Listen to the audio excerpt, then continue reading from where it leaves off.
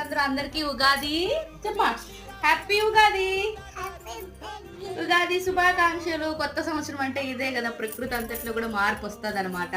అందుకు ఉగాదిని అందరూ అయితే సెలబ్రేషన్ చేసుకోండి. ఇదే న్యూ ఇయర్ గా భావించండి మన తెలుగు వాళ్ళకి.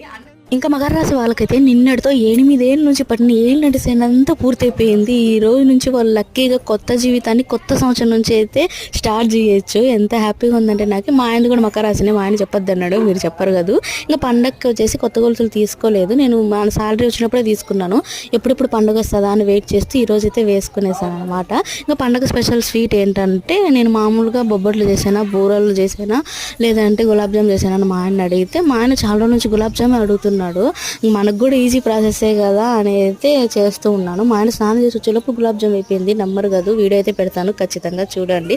ఇంతకు మీ ఇంట్లో స్వీట్ ఏం చేసుకున్నారు, మీ పండగ ఎలా చేసుకున్నారో కామెంట్లో చేస్తారు కదా. ఒక్క లైక్ చేసి సబ్స్క్రైబ్ చేసుకోరా ప్లీజ్.